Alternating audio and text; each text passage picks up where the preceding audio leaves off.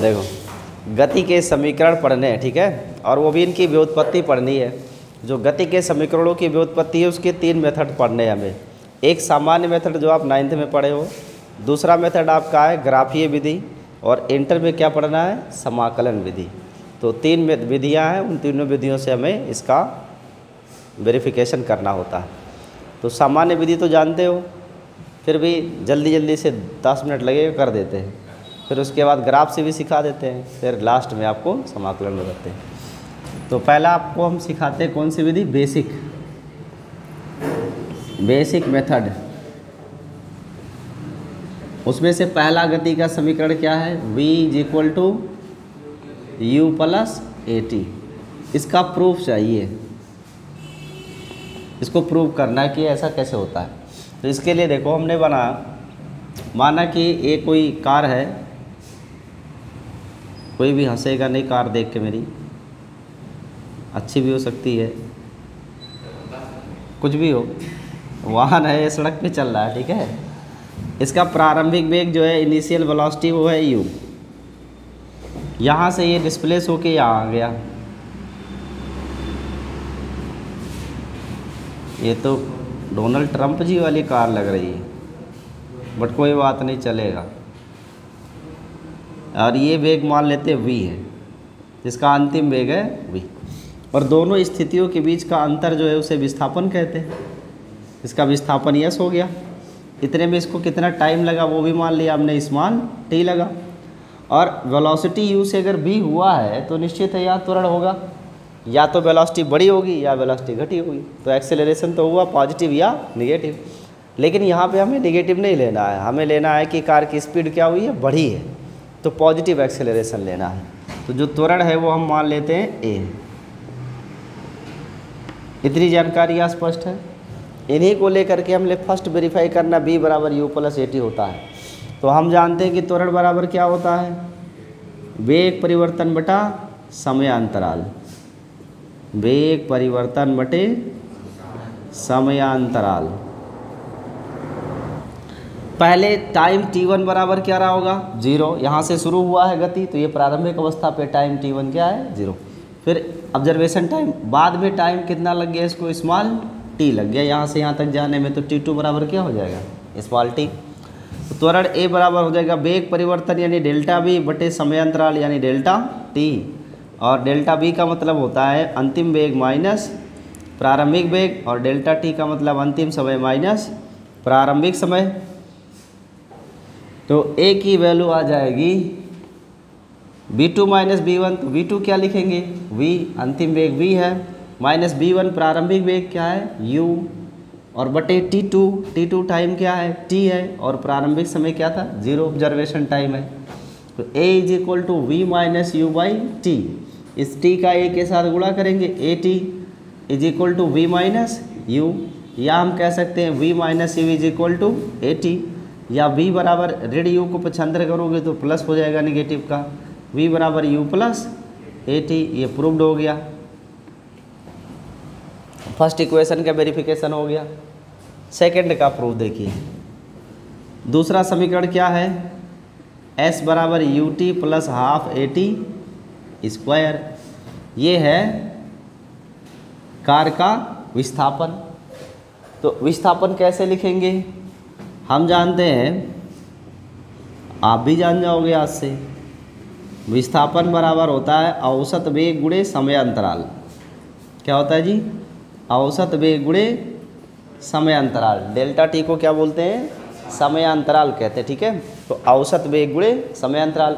औसत वेग कैसे लिखते हैं, औसत वेग लिखेंगे प्रारंभिक वेग प्लस अंतिम वेग बटा 2, और समयांतराल को लिखेंगे t2 - t1। इसमें v1 जो प्रारंभिक वेग है वो क्या है, u। विस्थापन को लिखेंगे s, s = v1 की जगह क्या लिखेंगे, u, प्लस v2 अंतिम वेग क्या है, v, और y में क्या लिखेंगे, 2। समयांतराल में क्या आएगा यहाँ, t - 0, क्योंकि t2 का है t और t1 की वैल्यू है 0। तो s बराबर हो जाएगा u + v/2 और इंटू ओनली t। अब ये जो b लिखा हुआ है इसे हम हटा सकते हैं, क्यों? क्योंकि हमने प्रूव कर लिया है कि b बराबर u प्लस AT होता है, b बराबर u प्लस AT होता है, ये हमने वेरीफाई कर लिया है।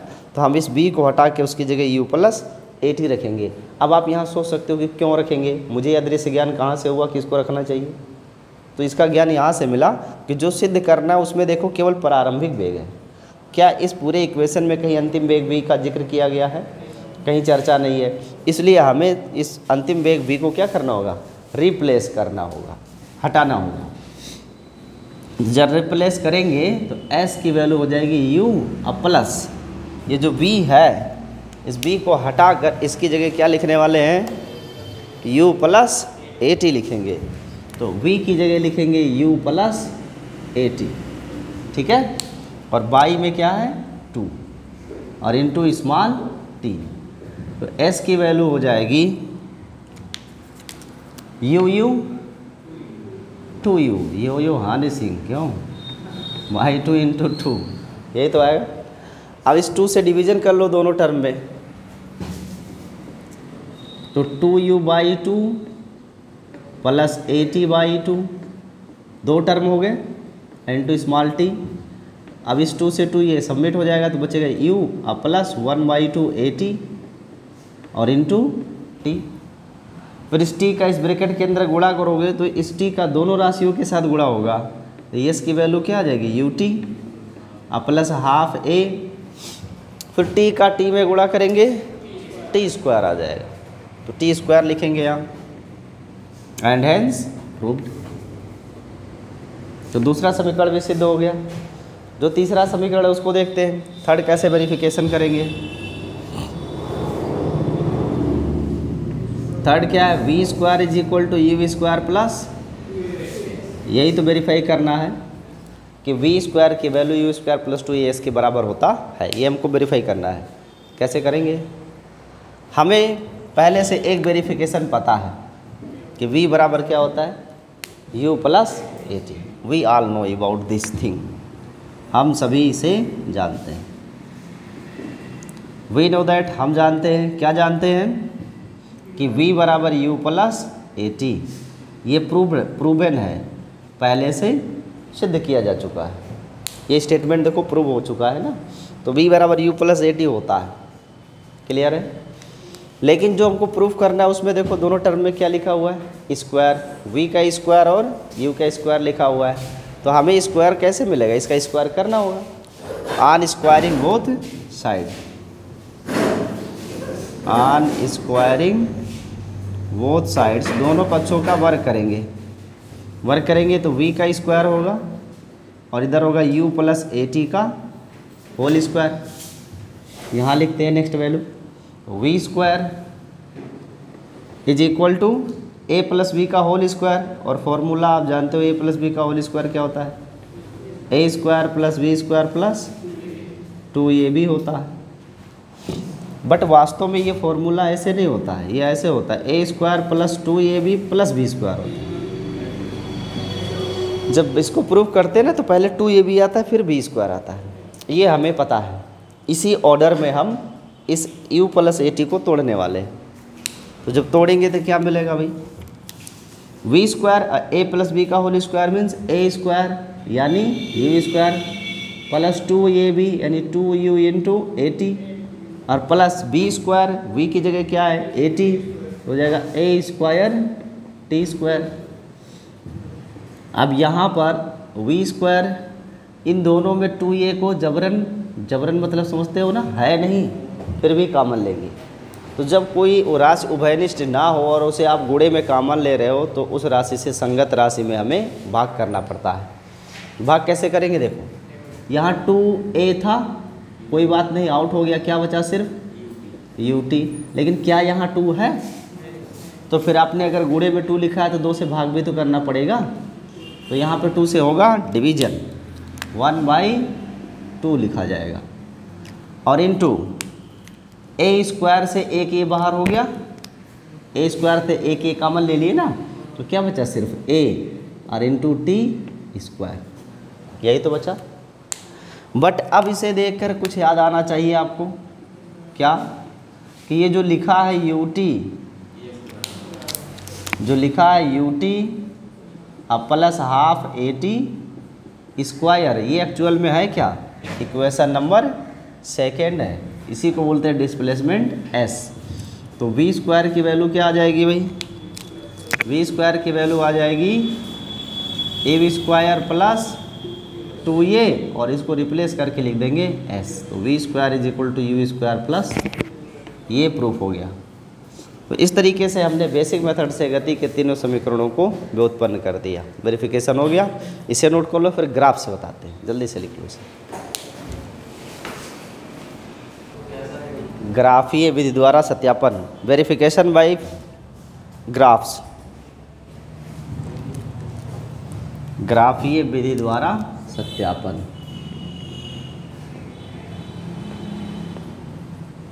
तो हम सीखेंगे इस इक्वेशंस को प्रूव करने के लिए ग्राफ्स कैसे बनाते हैं और ग्राफ से कैसे प्रूव करेंगे। ग्राफ हमेशा क्या करता है जी, सड़क की चीज़ को कॉपी के पेपर पे ले आता है। जैसे कार गति कर रही है तो कार हमारी कॉपी में थोड़ी ना गति करेगी या इस बोर्ड पे थोड़ी ना गति करेगी, गति कहाँ करेगी, सड़क पे। तो सड़क की परिस्थिति को हमें कहाँ लाना होता है, पेपर पे लाना होता है। तो सड़क की परिस्थिति पेपर पर ऐसे तो आ नहीं जाएगी, उसके लिए पैमाना मानना होगा ना। तो जैसे कार है, अब कार इतनी बड़ी है, उतनी बड़ी कार तो हम इस पर बना नहीं पाएंगे 6 मीटर की ना, तो हमें क्या लिखना होता है, बिंदु द्रव्यमान। कार को क्या मानते हैं, पॉइंट मास मानते हैं। फिर एक बिंदु लगाओ, माना कि ये कार है। बात स्पष्ट है। तो ऐसे बहुत सारे मानक होते हैं, स्टैंडर्ड होते हैं, पैमाने होते हैं, उनमें बदलाव करके हम सड़क की स्थिति को कहाँ ले आते हैं, पेपर पर ले आते हैं। और वही स्थिति आपको यहाँ पढ़ना है ग्राफ में। तो मैं एक चित्र बना रहा हूँ, आप लोग ध्यान से समझिएगा इस चित्र को। ये टाइम है और ये वेलोसिटी है। टाइम वेलोसिटी कर्व मैंने बनाया। ये मूल बिंदु है O, ओरिजिन है। जो ओरिजिन है वो किस स्थिति को व्यक्त करता है, रेस्ट। और यहाँ पर time t is equal to क्या है, 0। फिर यूनिफॉर्म मोशन में मान लो कार है या कोई व्यक्ति है, कोई भी ऑब्जेक्ट है, वो किस में है, यूनिफॉर्म मोशन,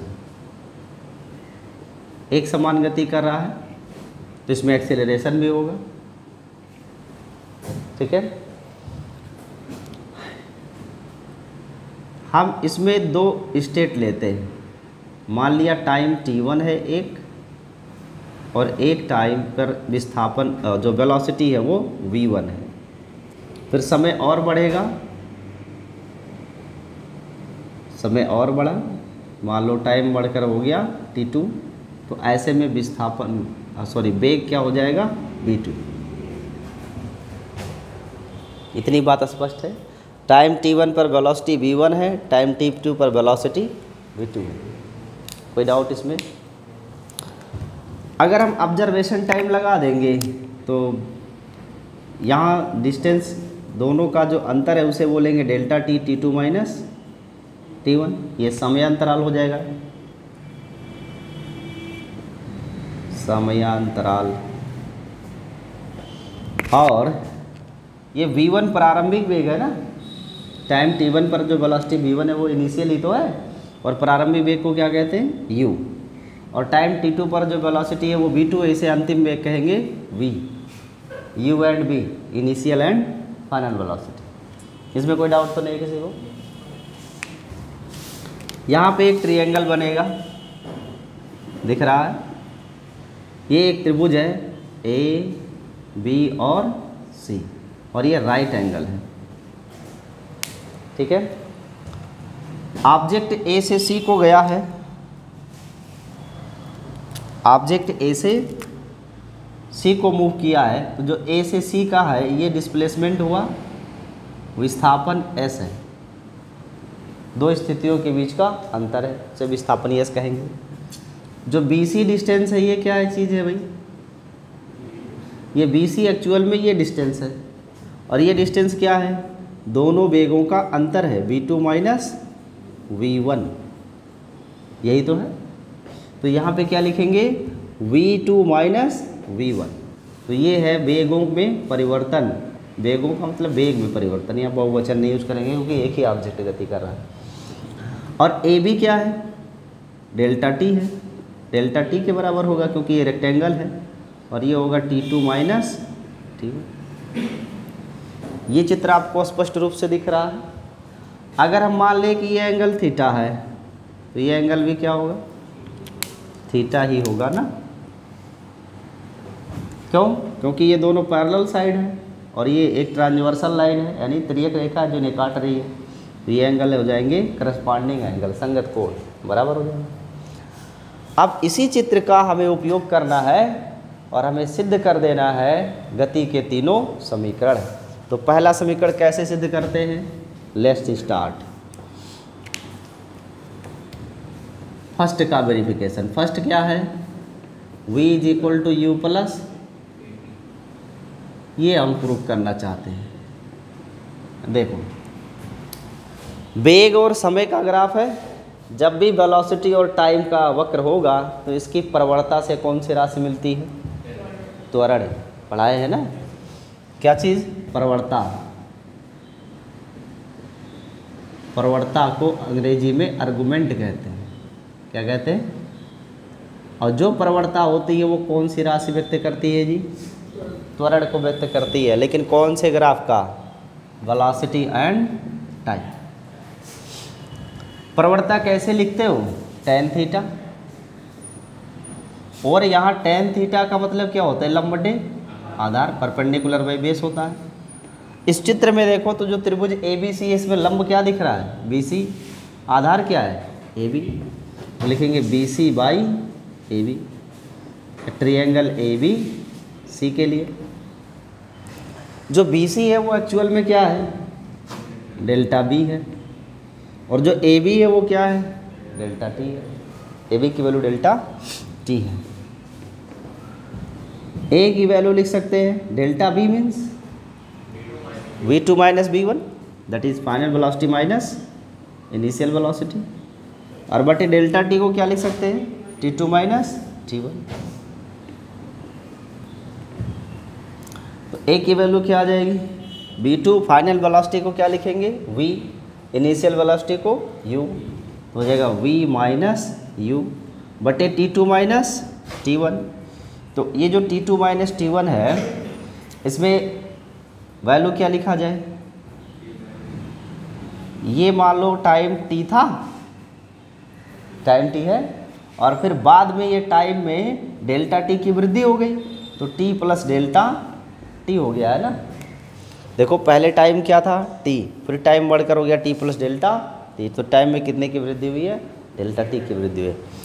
अब ये डेल्टा T जो यहाँ पे T2 माइनस T1 है, इस चीज़ को हम ऐसे हल करेंगे, लेट मोशन फ्रॉम रेस्ट,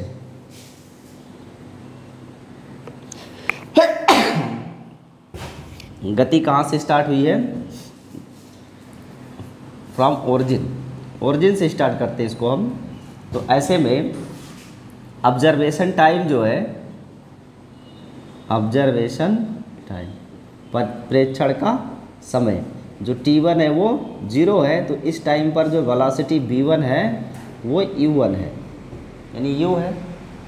बाद में ऑब्जर्वेशन टाइम क्या हो गया, T हो गया, तब वेलोसिटी V2 क्या हो गई, V हो गई। इस रिस्पेक्ट में अगर हम ले तो A की वैल्यू आ जाएगी V minus U by T2 means T और T1 मीन्स 0। तो यहाँ से A की वैल्यू आ जाएगी V minus U by T, and now we have AT is equal to V minus U, और U can say V minus U is equal to AT, replace कर दो U को तो प्लस हो जाएगा AT, और ये फर्स्ट इक्वेशन प्रूफ हो गया।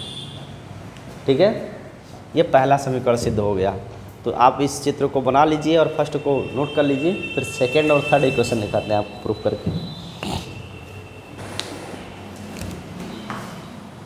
Plus half AT square. तो जो सेकेंड इक्वेशन है, सेकेंड इक्वेशन का हमको प्रूफ करना है क्या, S is equal to UT plus half AT, इसे प्रूफ करना है। और इसमें यस क्या चीज़ है, displacement made by the object. जो डिस्प्लेसमेंट है ऑब्जेक्ट का विस्थापन है वो ज्ञात करना है। विस्थापन ज्ञात कैसे करेंगे? ग्राफ जब हमने पढ़ाया था तो हम आपको बताए थे कि बीटी कोई कर्व है, अगर बीटी कर्व तो इसका एरिया निकालो। क्या निकालो? एरिया। और जो एरिया अंडर कर्व आएगा वो पूरा का पूरा एरिया विस्थापन को व्यक्त करेगा। जितना क्षेत्रफल आएगा वो क्षेत्रफल किसको व्यक्त करेगा? विस्थापन को। तो समय और वेग वक्र का हमेशा क्षेत्रफल किसको व्यक्त करता है? विस्थापन को। तो हमें अगर डिस्प्लेसमेंट चाहिए, क्या चाहिए भाई? डिस्प्लेसमेंट। तो क्या निकालना होगा? डिस्प्लेसमेंट के लिए हमें निकालना होगा एरिया। और कौन सा एरिया? ए से लेकर सी तक विस्थापन हुआ है ना, तो एरिया अंडर ए सी। जो ए से सी का विस्थापन हुआ है, इस ए सी के लिए एरिया निकालना पड़ेगा। अब देखो इस ए सी के अंडर कितना क्षेत्रफल आएगा? ए सी के अंदर ये ट्रायंगल आएगा, त्रिभुज भी तो इसी के अंदर बना हुआ है, और इसी ए सी के अंदर ये आयत भी तो बना हुआ है। तो एक आयत है और एक त्रिभुज है। इन दोनों का क्षेत्रफल हमें ज्ञात करना होगा, तब मिलेगा कि ये विस्थापन कितना है। तो विस्थापन S बराबर हो जाएगा, पहले ट्रायंगल ABC का एरिया निकालोगे और प्लस उसमें ऐड कर देंगे इस रेक्टेंगल AT1T2B का। AT1T2B ये रेक्टेंगल है, यानी आयत है। इन दोनों का एरिया आपस में जोड़ दिया जाएगा। किसी भी त्रिभुज का क्षेत्रफल होता है 1/2 आधार गुणे ऊंचाई। किसी भी त्रिभुज का मतलब जिसमें हमें आधार और ऊंचाई मालूम हो वहीं लगाते हैं, नहीं तो हीरोन्स का फॉर्मूला यूज करते हैं। अगर ये आंकड़े ना मालूम हो तो हीरोन्स का फॉर्मूला प्रयोग करते हैं। प्लस आयत का क्षेत्रफल क्या होता है जी? लंबाई गुणे चौड़ाई, यही तो होता है। अब इस चित्र से आप देखो आधार क्या है? इसका आधार है AB और ऊंचाई क्या है? BC, यही तो ऊंचाई है। अब प्लस इस आयत की लंबाई क्या है? डेल्टा T, और चौड़ाई क्या है? AT1 चाहे BT2, ये दोनों में से किसी को ले सकते हैं। तो हम लिख लेते हैं AT1। वैल्यू रखिए। AB का मान क्या है? A से B तक है समय अंतराल डेल्टा T, और B से C तक क्या है value? Delta B plus delta T और इंटू AT1। A से T1 तक का डिस्टेंस क्या माना जाएगा? प्रारंभिक वेग u, यही तो लिखा जाएगा। यहाँ पर हम 1/2 और डेल्टा T की वैल्यू क्या लिखेंगे? स्मॉल t, और डेल्टा V का मतलब वेग में परिवर्तन। तो वेग में परिवर्तन क्या लिखे? वेग में परिवर्तन यहाँ पर क्या है? v2 माइनस v1, अर्थात v minus u, v minus plus delta T की जगह T एंड u। अब इस ब्रैकेट को तोड़ दिया जाए तो हाफ। अच्छा एक चीज़ और कर सकते हैं इसमें, क्या? v हटाना है, v हमें रिप्लेस करना होगा। क्यों? क्योंकि जो प्रूफ वेरिफिकेशन है उसमें v नहीं है फाइनल वेलोसिटी। तो अंतिम वेग v की जगह क्या लिखते हैं? u प्लस AT लिखते हैं, minus u and plus UT। ऐसा मैंने कैसे लिख दिया मुझे पता है, और आपको भी पता है कि v बराबर u plus AT already proved किया जा चुका है। तो अब ये u से u क्या होगा? घट जाएगा। तो क्या बच रहा है? 1/2 T, और ब्रैकेट में क्या बचा? सिर्फ AT, और प्लस यहाँ क्या बच रहा है? UT। तो S की वैल्यू आ गई हाफ A, और T का T में गुणा करोगे T² प्लस UT, या इसे आर्डर में लिख लो, पहले UT और फिर हाफ AT²। क्या सेकंड इक्वेशन आ गया? प्रूव्ड हो गया। तो area under the displacement line, जो क्षेत्रफल निकालोगे वही होगा विस्थापन। इसमें कोई डाउट तो नहीं है? नोट किया जाए।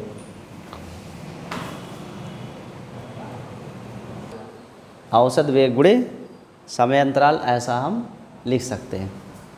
लेकिन एक बात ध्यान में रखना, जब भी आप लिखोगे विस्थापन बराबर औसत वेग गुणे समय अंतराल and displacement is equal to average velocity and time difference, ये फॉर्मूला हर जगह नहीं लगता है। कहाँ लगेगा? जहाँ पे त्वरण क्या हो, एक समान, मात्र वहीं ये लगेगा जहाँ त्वरण क्या होगा, एक समान, एक्सेलरेशन यूनिफॉर्म होगा, वहीं यह इक्वेशन आप लगा सकते हो और कहीं से नहीं लगा सकते। तो औसत वेग, एवरेज वेलोसिटी और टाइम डिफरेंस को डेल्टा टी कहते हैं। ये है एस। एवरेज वेलोसिटी को कैसे लिखते हैं? अंतिम प्लस प्रारंभिक बटे, और डेल्टा टी समय अंतराल है, तो हमने माना कि समय अंतराल क्या है, स्मॉल टी है।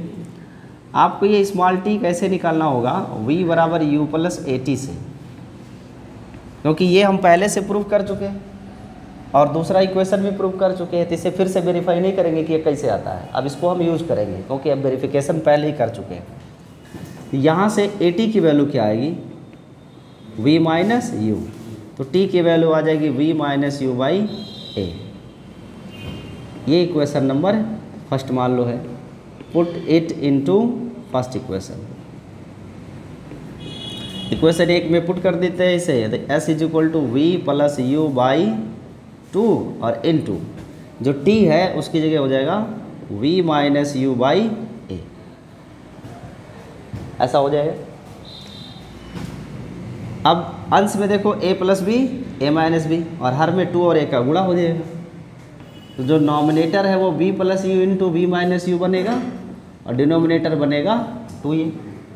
2a का इधर गुणा कर लो, 2as, और ये formula a plus B minus A, तो A square minus V square हो गया। या इसको ऐसे भी लिख सकते हैं, V square minus U square is equal to 2as, तो वी स्क्वायर की वैल्यू क्या आ जाएगी, you square plus 2a। Proved हो गया। ऐसे करना, नोट कर लीजिए। तो इस तरीके से गति के समीकरण ग्राफ से भी हो गए और बेसिक मेथड हो गया। अब बचा इंटीग्रल, समाकलन विधि, उसे पढ़ेंगे।